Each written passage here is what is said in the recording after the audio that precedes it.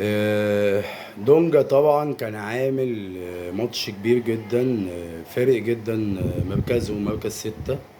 كان بيغطي على ناصر وعبد الله السعيد في نص الملعب، وكان بيعرف ينزل يستلم من المدافعين ويوصل الكورة لوسط الملعب. ادم كايد يعني ما اعتقدش ان هو بافضل مكان ليه ان هو يلعب وينج شمال، ولكن ما فيش حد، يعني ما فيش حد مكانه، فهو الراجل حطه في الحتة دي. بس هو كان بيعمل برضو بيبدل مع ناصر ماهر ساعات لما بيقطم على قلب الملعب.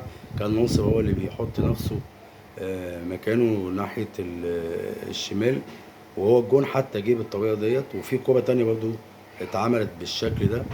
آه، يعني الشوط الاولاني برضو الكور اللي وصلت لبيزيرا البرازيلي كانت بيشكل بيها خطورة جدا على النادي المصري. اللعيب ده لعيب كورة، لعيب بتحب.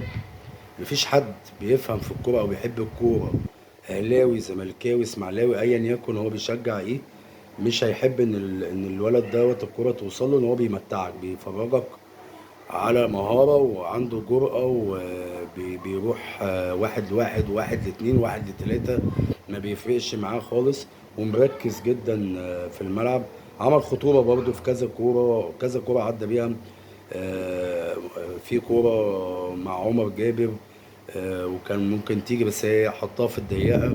في كورة تانية عملها بالعرض طلعها كريم العراقي في آخر الماتش. في كذا كورة في الشوط الأول كان عامل خطورة للنادي المصري يعني.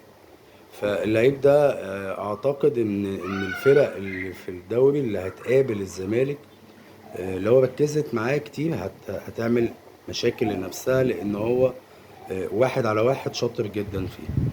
فده محتاج يبقى في واحد بيخش عليه وواحد تاني بيغطي وراه. ده هيعمل مساحات لو اي فريق لعب عليه كده يعني. الزمالك الشوط الاول طلع كسبان 1-0. ربنا كافئ عدي الدباغ، بيحاول وبيجتهد بالجون اللي هو جابه.